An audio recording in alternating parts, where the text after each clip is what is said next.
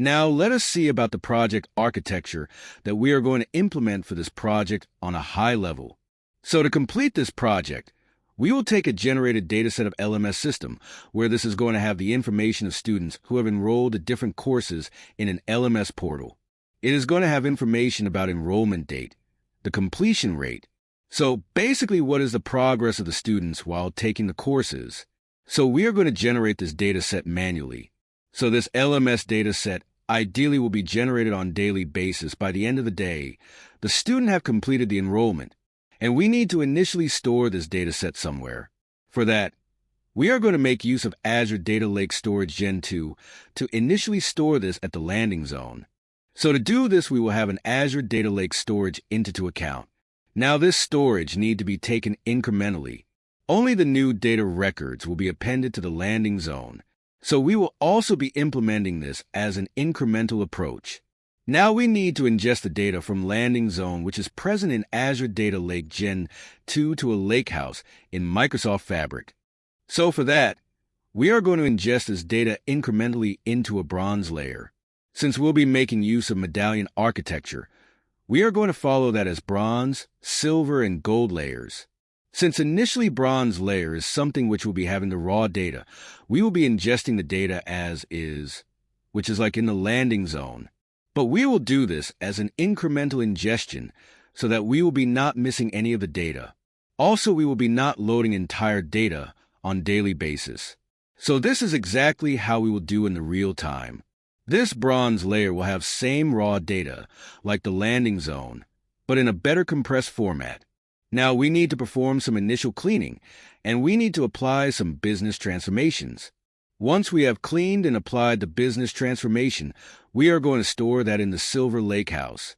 All the business transformations and the data cleaning will occur at the Silver layer. So coming to the Silver, you can have one or many tables. It totally depends on the use case that you are going to have. Now, we are going to create a lakehouse for this, where we are going to make use of some PySpark language to perform all these transformations. It's totally depending on up to you whether you want to go with a lakehouse or a warehouse. So following along the course, we are going to understand what are the differences between a lakehouse and a warehouse house, so that you can have a better judgment to take the lakehouse or a warehouse.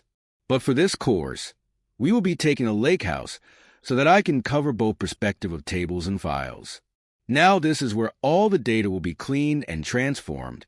So with the cleaned and transformed data, we need to take that data to a gold layer, which is a lakehouse here.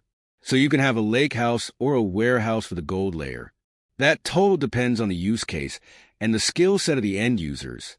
If they want to create only the tables, you can use warehouse, or however they want to use Spark. You can go with the lakehouse. So we are going to see how exactly we can decide in the coming lectures. But this is just to show you what is the project architecture that we are going to implement, so that you will have a better idea on this course. Once we have the data which is transformed in the gold layer, in this gold layer, we will be creating the facts and the dimension tables. So in the real-time project, there will not be only one dataset. We want to segregate that into facts and dimension table. And also we will be doing the data modeling just like in the real time. So we will also cover that aspect of this course. Once we have this facts and dimension table, we are going to create a semantic model where we will be taking this to the Power BI for reporting purpose. So Power BI is also an important aspect of Microsoft Fabric. So we will be also covering all the aspect of that. But for the end-to-end course perspective, we are going to do the insights by reporting in the Microsoft Power BI. You can not only with the Power BI, you can also make use of some data science or for analysis because the data will be stored in the lakehouse. So this is the advantage of storing the data in the lakehouse in the gold layer.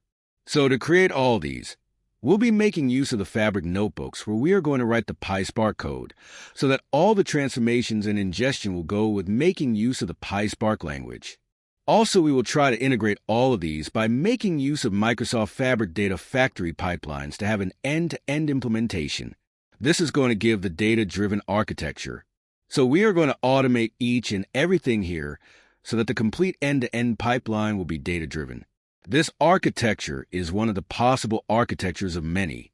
You can also initially store the data before reaching the bronze layer as a landing, so that you can also create multiple core layers at the end. So it totally depends on how many teams that you are going to manage. Now, once you have everything, you would need to analyze the data, which is of LMS. We will also be creating some insights of the LMS data. So this is one of the sample report which we're going to create, so that we can see how many courses are taken by students and their performance in the LMS system, where we are going to publish this report to the Power BI service, just like in the real-time project. Also, any project is incomplete without having the CI/CD section.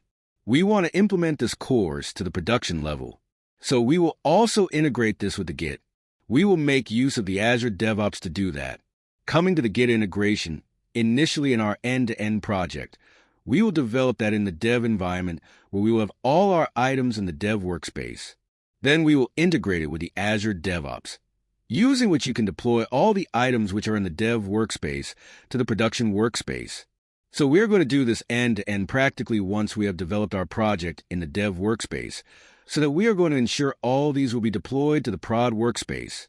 So this gives a full shape to the end-to-end learning by implementing the project. Let us also see about learning structure of this course before implementing the end-to-end project directly, which might require some solid understanding on basic features of Fabric.